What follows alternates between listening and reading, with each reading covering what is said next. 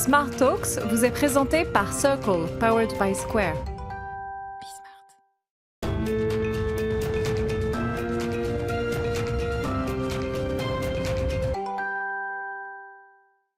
Bonjour à tous, ravi de vous retrouver dans Smart Talk, l'émission qui déshabille, qui décrypte les stratégies des entreprises, des décideurs, avec Gus évidemment, à la tête de Circle.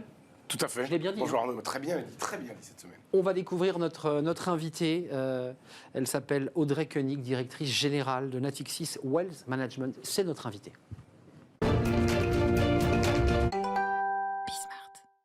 Ravi de vous accueillir dans Smart Talk avec Gus, évidemment, de Circle. Je rappelle que vous êtes la directrice générale de Natixis Wealth Management. D'abord, en un mot, parce que ceux qui nous regardent, peut-être éloignés du monde de la banque, c'est quoi votre métier exactement ? C'est quoi mon métier ? Gérer le patrimoine de clients plutôt fortunés, des chefs d'entreprise, des cadres dirigeants ou des héritiers de grandes familles. Et donc, j'ai le plaisir de faire ça au sein de Natixis Wealth Management, qui est la seule banque de gestion de fortune du groupe BPCE. Banque populaire, caisse d'épargne. Banque populaire, caisse d'épargne. Gus ? Alors, moi, j'ai déjà tout de suite un truc pour toi, Audrey, parce que ce qui est intéressant, le marché aujourd'hui, il est, quand on le regarde un petit peu de l'extérieur, dans le métier, il est en train d'exploser. Il y a des sous-jacents qui sont hyper intéressants à regarder. Et il y en a trois pour moi qui montrent que le marché est en croissance. C'est la notion de liquidité des fortunes qui est de plus en plus importante. Et ça, je voudrais qu'on regarde un peu comment est-ce que tu adresses ça dans ton métier.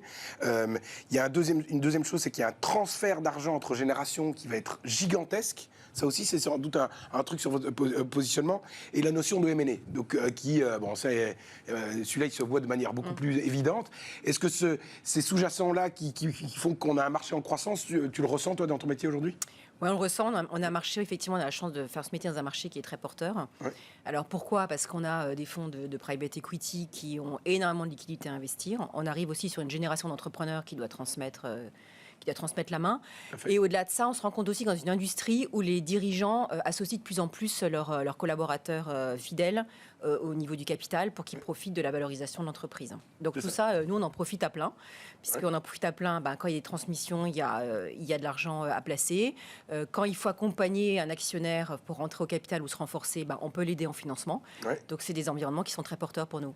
Et du coup, ça veut dire que ton public et ton client de base, il commence à changer. Parce que si on l'a fait un peu de manière caricaturale, à la base, le type du Wealth, c'est l'héritier qui a un paquet de poussière sur les épaules. Je les aime beaucoup, c'est tous mes amis.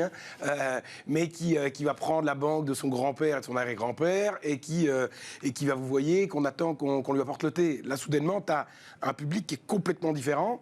Comment est-ce que ça s'adresse ? Comment est-ce qu'on tourne là ? Parce que même tes banquiers doivent être un peu chamboulés sur le sujet. Le public de chefs d'entreprise, de start-upers, de ceux qui ont cartonné en 5 ans ou 10 ans. Alors, les héritiers sont toujours là. Alors, quand on dit c'est un peu poussiéreux, ils sont de moins en moins poussiéreux. Eux aussi ont des attentes qui évoluent. D'ailleurs, il faut que nous aussi, on évolue en même temps. Par contre, c'est vrai qu'on a des clients qui sont de plus en plus jeunes, parce que les fortunes se font de plus en plus tôt, et qui ont des attentes qui ont énormément changé. On n'est plus du tout sur des placements très traditionnels, classiques. On voit des gens qui ont envie d'avoir de l'impact, qui ont envie d'avoir aussi des gens qui les comprennent de plus en plus et qui savent les accompagner. Alors, au-delà de connaître les modalités d'investissement, c'est connaître son écosystème. Quelqu'un qui est dans une start-up, qui a fait fortune dans la tech, c'est ce qu'il veut, c'est peut-être avoir un banquier un peu plus jeune qui comprenne un petit peu son écosystème. Qui lui ressemble et qui lui parle. Qui lui ressemble, effectivement. Quand vous dites impact, ça c'est un sujet qu'on aborde souvent sur la chaîne Bismart. L'impact, c'est quoi ? C'est de mettre du sens à son investissement ? C'est mettre du sens. En fait, quand vous avez fait fortune et que vous avez fait fortune grâce à la valorisation de votre entreprise, ce que vous souhaitez, c'est aider l'industrie qui vous a aidé simplement à devenir riche. Rendre. Et rendre. Et il y a une notion un peu de simplification aussi, parce que c'est quand même des gens qui sont très business, ce qu'il y avait moins avant. Et du coup, avant, mon banquier, c'était en fait, c'était mon chef d'entreprise. Du coup, je voulais comprendre tout ce qui se passait, parce que c'était ça mon métier. Enfin, c'était la seule chose que je devais faire, c'était gérer mon argent. Maintenant, on a des gens qui sont hyper actifs dans la vie à côté, et que la gestion de leur fortune est un side business. Et donc, j'ai pas envie de capter tous les rouages. Est-ce que ça se ressent aussi ? Gérer tout, faites pour le mieux. Oui, tout à fait. En fait, ce qu'ils veulent, alors moi, une fois de plus, j'ai la chance d'avoir fait ce métier pendant plus de 25 ans. Ce qu'ils veulent, c'est quelqu'un en face d'eux qui comprenne tout. qui ont compris leur vie personnelle, c'est la psychologie leurs aussi. aspirations. Il y a beaucoup de psychologie qui appréhendent aussi les difficultés familiales dans lesquelles ils sont, qui appréhendent aussi leurs souhaits en termes, justement, on revient sur l'impact, en termes d'investissement, en termes de frilosité ou pas. Hein. Est-ce que j'ai quelqu'un qui est plutôt prudent en face de moi ou j'ai quelqu'un qui a envie de prendre des risques? Ça aussi, c'est de la psychologie. Il faut sentir ça. Qui est disponible? Moi, ce que je dis toujours, c'est là où vous avez gagné un banquier. Je dis toujours quand votre client en fait vous appelle parce que quelque part en vous appelant, il a l'impression de se décharger de pas mal de problèmes, vous avez tout gagné. Et donc le banquier privé maintenant, c'est quoi? Ou la banque privée, c'est quoi? C'est une banque qui est capable d'aider son client sur des thématiques qui sont très différentes, qui vont plus holistiques qu'avant.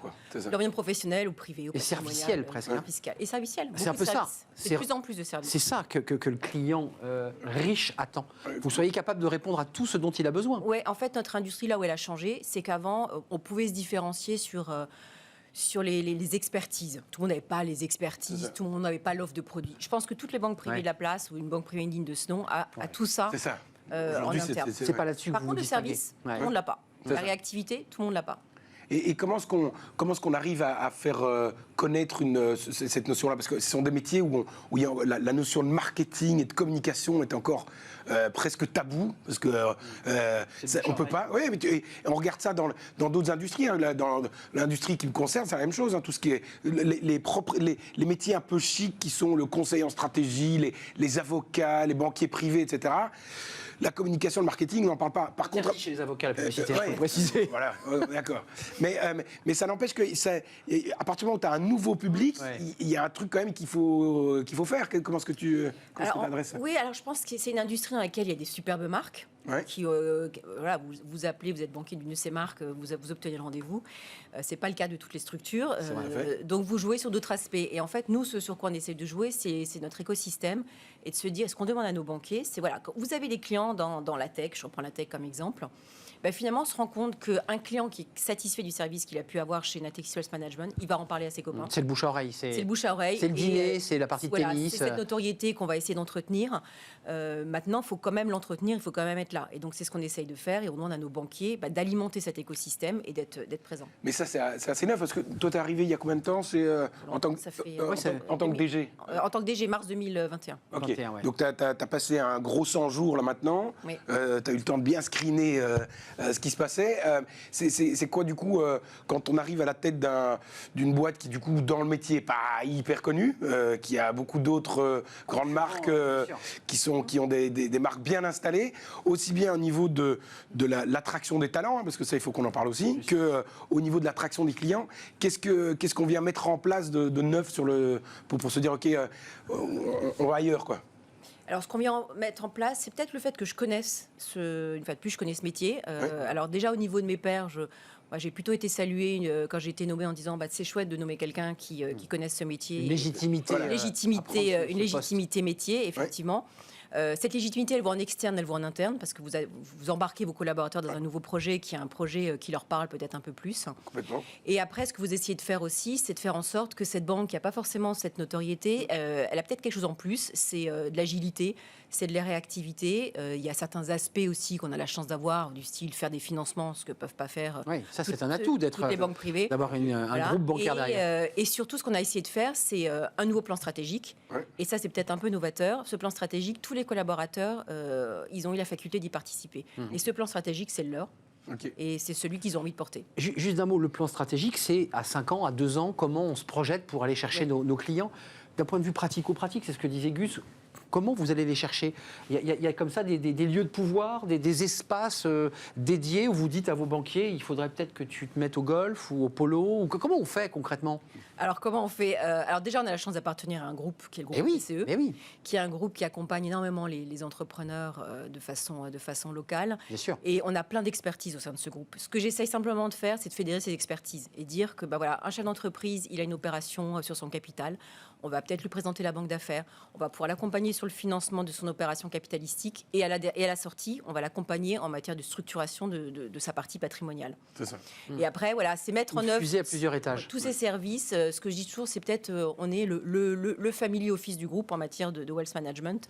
Et c'est peut-être ce rôle sur lequel on peut. Oui, c'est ça, en fait, c'est ce mot-là, c'est le family office, en fait. Alors, family office, voilà, il existe des vrais family office. Mais c'est la prestation de service. C'est ça.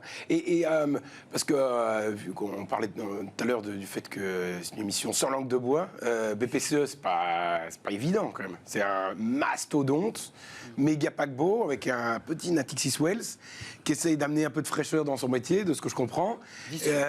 Comment est-ce que ça se joue là-dedans? En plus, avec une femme dans un monde qui est quand même franchement masculin, ça... Les banquiers, oui, c'est plutôt... La partie, ça se joue ou bien c'est... Alors ça se joue. Alors je pense que les dirigeants qui m'ont nommé à tête de cette banque, justement... Ils l'ont fait exprès. Ils ont fait exprès. Je pense que, voilà, ils se disent que c'est peut-être pas si mal que ce soit moi. Ouais.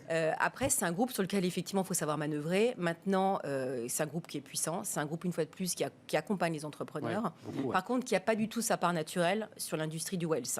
Okay. C'est un groupe aussi qui a des implantations locales assez fortes, qui a fait le choix d'avoir des banques privées en local.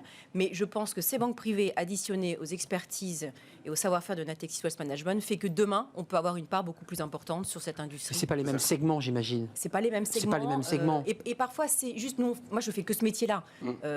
Une banque populaire ou une caisse d'épargne, elle a une pluralité d'actifs. Bien sûr, bien sûr. Oui, tout à fait. Oui, parce que je regardais la proportion du wealth au sein de BPCE, elle est pas. Elle est très faible. Elle est très faible par rapport aux autres gros groupes bancaires. Donc, si on compare l'autre groupe mutualiste français connu, on n'a pas du tout la même part. C'est ça. Et donc moi, ce que je vis, c'est déjà d'arriver à... Ok. Et ça fait partie de... Quand on arrive et qu'on est nommé DG, ça fait partie des ambitions qu'on se met en se disant, ok, je vais me fixer cette barre-là, on va essayer d'atteindre ensemble. Déjà, alors on est dans le deuxième partie du top 10, on va dire, des banques privées. Moi, ce que j'aimerais bien, c'est intégrer le top 5. Top 5, ouais. Okay. Donc ça, c'est l'ambition qu'on affiche. Ouais. Pour ça, il faut qu'on grossisse. Donc on va grossir avec notre croissance naturelle et organique, même si on met un peu de pression en matière de développement sur nos banquiers privés. Et après, c'est comment est-ce qu'on peut faire en sorte d'être plus gros demain. Et donc moi, je pousse beaucoup les dirigeants du groupe à regarder toutes les opportunités, tu en parlais au début, toutes les opportunités qu'on a sur ce marché qui est en train de se concentrer énormément. Complètement. Et je pense qu'on peut y prendre part parce qu'on a un projet qui peut attirer des petites structures. Et ça, les dirigeants, parce que du coup, l'avantage dans le BPCE, c'est qu'il y a du cash, et ils te suivent sur des sujets de croissance externe comme Alors ça. Je le répète sans cesse depuis un an, et je suis sûre qu'ils vont me suivre. Croissance externe, ça veut dire lorgner, aller chercher du développement externe. Voilà. Oui, là, vous avez des cibles, vous avez des... Alors, on l'a déjà fait en juin 2019, avec succès, puisqu'on a acheté une structure qui s'appelle Masna Partners, sur laquelle on est en train d'énormément capitaliser sur le développement à l'international. Et demain, ce qu'on souhaite proposer, c'est peut-être à des équipes ou des structures qui veulent un adossement à une structure plus importante de venir nous rejoindre. Et je suis persuadée qu'on a un projet qui peut les intéresser. Et alors, pour faire un petit marche arrière, parce qu'on n'a pas beaucoup parlé, la notion de ces héritiers qui restent quand même une part conséquente Il faut pas trop caricaturer. Voilà, c'est qui aiment bien Châtillon. C'est parce que je voudrais être héritier comme eux, c'est surtout ça. Non, il y a quand même dans cette génération-là des aspirations qui sont très différentes et des positionnements avec leurs banquiers qui est très différentes, notamment sur la partie tout ce qui est sustainability, etc. et avoir de l'impact sur l'argent. Parce que la différence avec un entrepreneur, c'est que le marché lui a donné, l'industrie lui a donné, donc il a envie de rendre de manière ou d'une autre. On l'a dit. Voilà. L'héritier, c'est son père qui lui a donné, il n'a pas envie de lui donner du pognon, donc il va les donner à la génération suivante et d'avoir de l'impact avec son argent. Est-ce que ça ce sont des choses que vous arrivez à suivre sur les... Et dans l'impact, on pense, excusez-moi, climat, écologie, développement durable. Oui, tout à fait. Il y a quand même cette âme-là chez ceux qui ont de l'argent, qui disent j'ai envie que mon argent aille. Est-ce que ça se sent? Parce que est-ce que c'est comme le bio, on dit tous ouais le bio, puis en fait pour finir t'achètes du truc pas cher, ou bien en fait ça se sent pas chez tout le monde. Je veux dire, chacun a ses aspirations. Dans le ESG, il y a plusieurs lettres. Il y a ceux qui veulent en avoir un impact effectivement sur le climat, on l'a dit. Le fait d'être plus green, mais ça, il y a déjà l'industrie financière qui s'est quand même énormément organisée, parce que vous savez que maintenant les fonds sont tous codifiés en fonction de leur impact et fléchés. Après, il y a ceux qui veulent un impact dans la société. Et ça, je pense que là-dessus, on peut aussi les aider. C'est comment moi je fais pour avoir un impact dans la société. Ça peut être dans l'éducation ou parce que j'ai une affaire familiale qui fait qu'à un moment donné, j'ai connu quelqu'un qui a une maladie et je veux aussi aider. Et donc ça, par contre, on le voit de plus en plus. Donc on les aide à structurer leur action via des fondations. Je pensais aux fondations. Voilà. Les accompagner jusqu'à la fondation. Jusqu'à la mise en œuvre. Jusqu'à la mise en œuvre de fondation. Ok, d'accord, super. Et je pense que de plus en plus, les personnes qui ont la chance d'avoir une fortune souhaitent mettre en œuvre ce genre de choses. Le côté individualiste, quand même. Donc ça, c'est le sens et l'impact. C'est le sens et Et l'impact. ça, vous sentez quand même qu'il y a une progression dans ce type de démarche, même si certains... Mais vous savez, toutes les grandes fortunes, quand vous regardez, elles le font toutes. Alors, c'est peut-être pas vrai. autant poussé qu'aux États-Unis, où il y a des vraies incitations. Mais c'est la philanthropie comme structure sociale. Voilà. Mais elles le font toutes. Regardez, toutes les grandes familles, elles ont toutes des actions. C'est pas le modèle français. C'est pas le modèle français, mais je pense qu'ils le font aussi, mais peut-être un peu plus caché. Plus caché, c'est ça, sans publicité. Tout à fait. Juste, tu évoquais tout à l'heure un truc intéressant, Gus, c'était les talents, parce que c'est intéressant. Voilà. Vous dites qu'il faut que je puisse parler à mes clients, qu'ils puissent se retrouver en moi et qu'on se ressemble. Ça impacte ça sur le... Complètement. Et le banquier, de nouveau, pour aller attirer le jeune banquier qui en veut, comment est-ce que tu arrives à faire la différence entre toi et tous les autres grands noms qu'on ne va pas nommer? Déjà, je pense que l'industrie bancaire, la challenge, c'est réattirer les jeunes. C'est vrai qu'on se rend compte que c'est compliqué de faire venir des jeunes dans l'industrie bancaire, ce qui est un peu triste, parce que je pense que c'est une industrie dans laquelle on peut faire plein de choses et avoir une belle carrière. Moi, ce que j'essaie de faire, c'est de les responsabiliser. C'est de dire, voilà, vous allez venir chez moi, vous n'allez pas rentrer dans un poste qui va être un poste normé. Je leur donne les moyens de pouvoir se développer. On les responsabilise beaucoup. Nous, on a des jeunes banquiers qui ont une trentaine d'années qui vont développer, faire leur développement, faire de la chasse, conquérir de nouveaux clients. Ils y vont tout seuls. La fameuse chasse. Fameuse chasse. Ils y vont tout seuls. Quand ils ont besoin d'avoir un peu de seniorité, moi, on sort souvent en rendez-vous. Donc, on dit, voilà. C'est-à-dire, excusez-moi, pour être concret, vous l'accompagnez au rendez-vous et vous êtes un peu en backup pour l'accompagner. Parce que souvent, le client souhaite peut-être connaître les dirigeants de la structure. Oui, c'est prestigieux aussi de voir. Mais on les responsabilise beaucoup.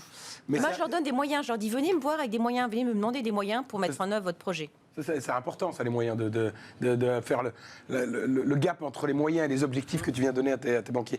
Et est-ce que tu perçois cette espèce de truc où, sociologiquement, hier, tout le monde rêvait de ressembler à son grand-père, et puis le grand-père, il commençait à être... En fait, on veut ressembler au père, et maintenant, en fait, le grand-père voudrait ressembler à son petit-fils.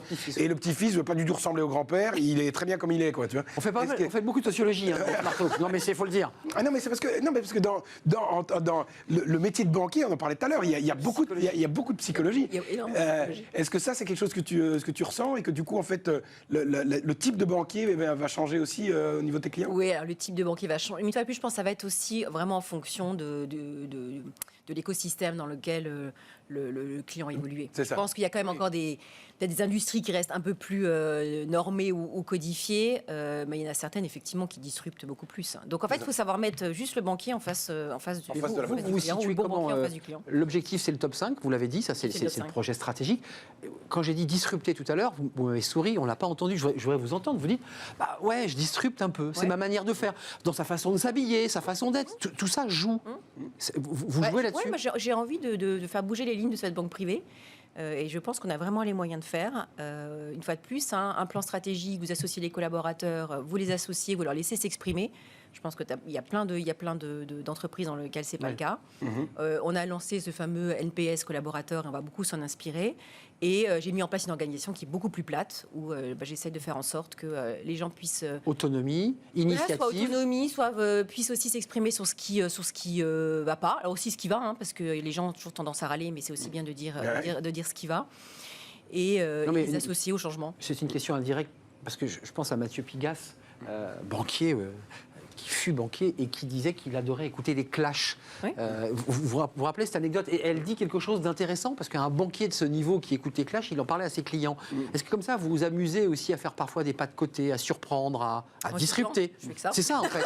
On est d'accord. Donc vous écoutez les clashs? Oui, j'aime bien les clashs, Ah, voilà. Voilà, mais c'est important. Une banquière qui écoute les clashs. Il y a peut-être un peu plus moderne que les clashs. Moi, je suis resté vieille école, vous savez. Il y a un autre sujet qu'on n'a pas suffisamment parlé, c'est le crédit dans ton métier. C'est quand même un super levier, quoi, non? C'est un super levier. On a vraiment la chance d'avoir du bilan. Et d'ailleurs, ça a été un de nos beaux axes de progrès en 2021. Alors, on ne fait pas du crédit pour faire du crédit. Non, ça c'est sûr. On fait du crédit pour accompagner des gens qui demain vont devenir nos clients. Mais on fait le pari aussi de les accompagner à des moments qui sont un peu clés pour eux. C'est pas de prêter simplement de faire un crédit adossé à des actifs financiers. Nous, ce qu'on fait, c'est qu'on prête et on va prendre en garantie les titres de l'entreprise du client auquel on prête pour l'accompagner.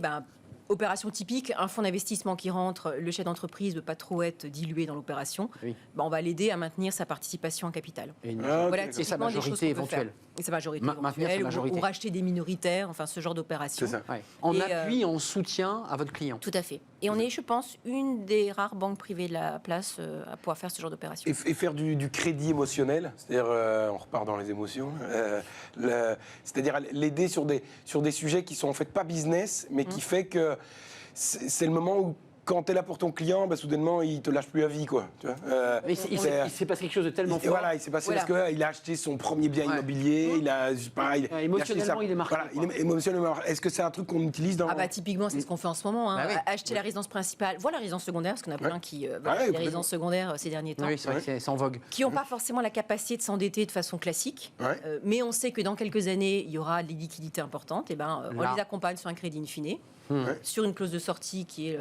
la sortie en capital. Et là, vous avez rempli une grande part d'émotion, puisque vous l'avez... vous misez sur quelqu'un qui, dans un premier temps, n'a pas de trésor ou de cash, mais en même temps, vous dites dans 10 ans ou dans 5 ans... nous... Alors, on va s'assurer quand même que c'est le cas.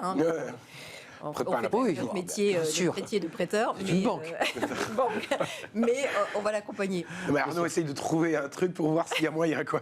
Vous avez un projet personnel. On en parlera après l'émission. Mais du coup, Arnaud parlait de miser sur le truc. Les clients avant, qui étaient les clients classiques, c'était assez facile de savoir qui était un client, et même si en fait il n'avait pas encore beaucoup de cash, on savait que le grand-père en avait beaucoup, donc à un moment ça allait tomber.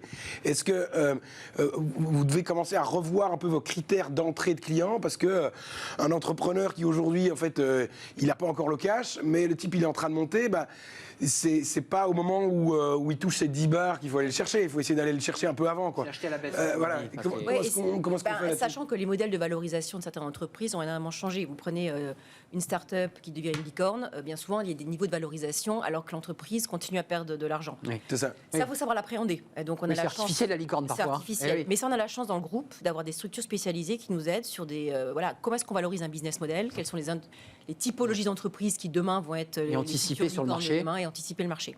Ça c'est des outils très utiles. Ça c'est la BPCE, c'est les outils de la BPCE. Ça c'est l'avantage d'un groupe qui vous permet d'avoir des études, des analyses. Juste un mot personnel, parce que c'est intéressant d'avoir des directeurs généraux de structures industrielles et bancaires, c'est votre cas. Vous seriez vu faire un autre métier ou pas ? En fait, c'est drôle parce qu'au départ, je voulais tout faire sur ce métier. Ouais. Et en fait, par contre, ça fait plus de 20 ans que je m'éclate dans ce métier et que c'est un métier fantastique parce que, vous rencontrez des gens qui sont souvent des gens passionnants, qui ont réussi, qui ont des histoires à raconter. Vous rencontrez des gens dans des domaines très différents. Et en plus, c'est un métier où vous remettez en question. Parce que ce que disait Gus, justement, l'industrie change, les attentes des clients évoluent énormément. Et en fait, il faut constamment se remettre en question. Et si vous ne remettez pas en question, si vous ne continuez pas à vous intéresser à ce qui se passe sur le marché, vous êtes très vite dépassé.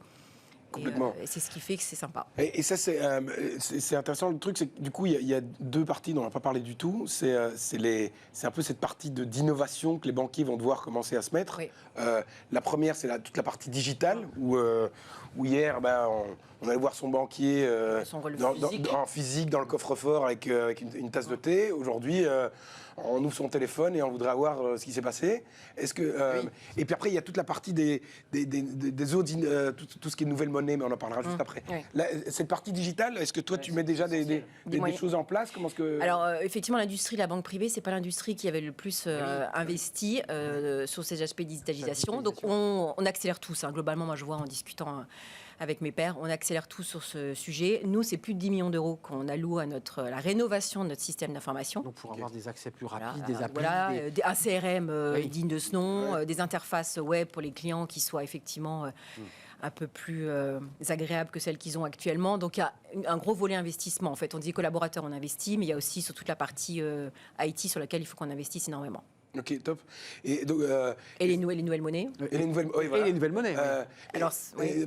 Mais juste avant, pour terminer sur la notion de digital, tu as lancé ça quand, ce plan de... Là, c'est là, on est en train de valider tout ça, on est en plein appel d'offres sur le CRM. Okay. Après, il faut un peu de temps, hein, parce que vous savez que l'IT des banques, c'est souvent des IT qui sont assez lourdes, mais ce qui est logique, hein, on a plein de données, on a aussi des aspects de sécurisation qui sont importants. Mais excusez-moi, la digit, c'est très important pour que vos clients soient connectés. C'est tous des gens extrêmement connectés. Et j'ai quand même l'impression qu'ils ont quand même besoin de voir la directrice générale et un banquier en physique. C'est-à-dire qu'il y a quand même, pour revenir à la psychologie, à l'humain, c'est-à-dire on ne confie pas des sommes importantes sans avoir senti la personne à qui on le donne. On l'a vu dans ces périodes crises, c'était compliqué.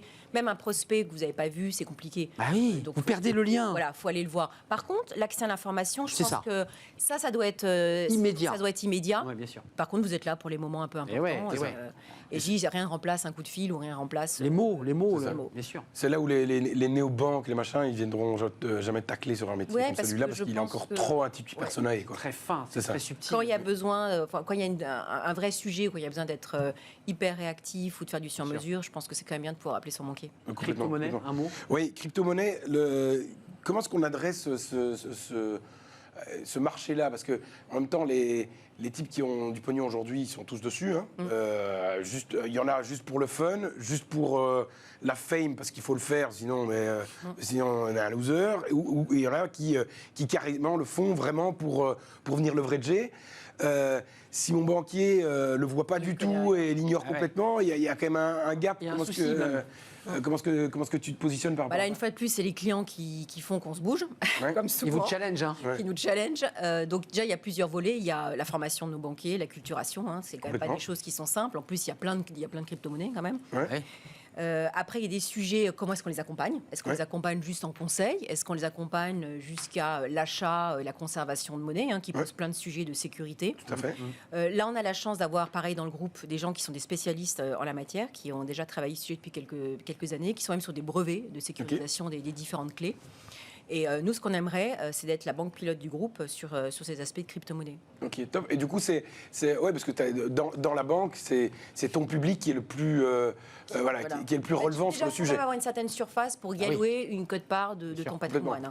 Et un groupe comme le BPCE n'est pas plus en arrière sur ces sujets-là. Alors, non, ils ont vraiment une équipe qui est en pointe là-dessus. Il y a un garçon qui s'occupe de ça avec une équipe dédiée depuis quelques années et qui a envie de pousser le sujet. En un mot, vos clients vous disent, moi je voudrais le répartir en classique, mais je voudrais aussi qu'une partie de ce patrimoine soit investie en crypto-monnaie. Actuellement, ils le font. Alors, le problème, c'est qu'on ne le voit pas. Mais ils le font eux-mêmes. Ils le font via des plateformes. En direct. Voilà. Alors, parfois, vous voyez passer sur des relevés CB des sommes qui partent vers des plateformes. Et là, vous dites ça, ça, on ne l'a pas eu, ça. Ça, on ne l'a pas eu. Après, il faut savoir en parler. Et, il faut le dire. Savoir en parler, c'est former ses banquiers. Complètement. Et que vous ayez la compétence aussi pour pouvoir avoir les bons placements, parce que c'est que ça s'est complexifié, la crypto-monnaie. C'est complexifié. Il y a quand même des vrais sujets de sécurisation quand vous voyez la fraude qu'il y a sur ces plateformes. Il y a des risques. En tout cas, il y a des risques. Des gros risques. Merci, c'est vraiment un vrai plaisir de partager ce moment avec vous, Audrey Koenig. Vous aviez une dernière question? Une toute dernière question. Je commence à le connaître. Une toute dernière. Pour revenir sur ce groupe BPCE dans lequel tu es arrivé, tu sens un franc soutien d'un Laurent Mignon qui peut regarder ton sujet comme un tout petit sujet, parce que tu es toute petite dans cet énorme groupe. Est-ce qu'il y a, malgré ta taille par rapport à la taille du groupe, est-ce que tu arrives à pouvoir relever tes sujets suffisamment haut dans l'organisation? Question fondamentale en 10 secondes. Voilà. Alors, moi, je pense avoir la confiance de Laurent Mignon. Et je pense que ce petit métier, en fait, est un gros métier synergétique. Oui, c'est ça. En fait, ce que j'essaie de mettre en évidence, c'est ma capacité de faire des synergies avec d'autres métiers, que ce soit la banque d'affaires, que ce soit avec la CIB. Que travailler en avec réseau. Les banques locales, effectivement, travailler en réseau. Et je pense qu'on est typiquement un métier synergétique. Donc, petit métier, mais essentiel dans le groupe. Magnifique. C'est un plaisir, Audrey Koenig, de vous accueillir. Merci, directrice générale de Natixis Wealth Management. Disruptif. Et on a appris que vous ne vouliez pas faire ce métier, mais que vous le faites depuis plus de 20 ans. Avec joie et disruption. Merci d'être venu nous rendre. Merci Audrey. Merci à vous, Gus. C'était un vrai plaisir. Merci Arnaud. À très bientôt pour de nouvelles aventures. Bye bye. Smart Talks vous a été présenté par Circle, powered by Square.